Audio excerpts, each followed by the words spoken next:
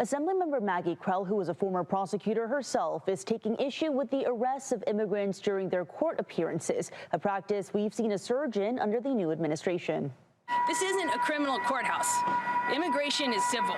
At the John Moss Federal Building in Sacramento, a place where immigration hearings are held daily, Democratic Assemblymember Maggy Krell announced legal action against federal immigration officials. What is the federal government hiding? Krell, a former prosecutor, is suing the Executive Office for Immigration Review, which is under the Department of Justice, for a lack of transparency on recent courthouse arrests statewide. Why is it necessary to, tackle people in front of their children and spouses and arrest them and deport them and detain them?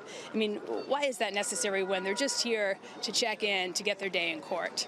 Krell says the lawsuit was prompted by insufficient responses to her Freedom of Information Act requests. She says in June she asked why the public, including family members, attorneys, and journalists, were barred from entering the Sacramento Immigration Court while hearings were ongoing. I received some heavily redacted documents in response, but they weren't sufficient. Then in August, she says she requested additional insight into federal immigration guidelines as well as security footage. I haven't received anything at all.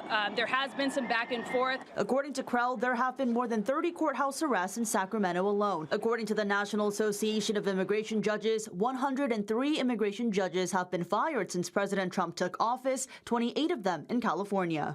I was at the court this morning. Folks are scared. They do not want to come. Advocates point to changed immigration enforcement guidelines, including last January's reversal of a Biden-era policy that restricted immigration activity in or near courthouses. They're attending their hearings and their check-ins, and they're seeking due process in the way in which it is available to them. And last December, a federal judge ruled to temporarily bar arrests and detentions in Northern California immigration courts. Jenny Ha, CBS 8.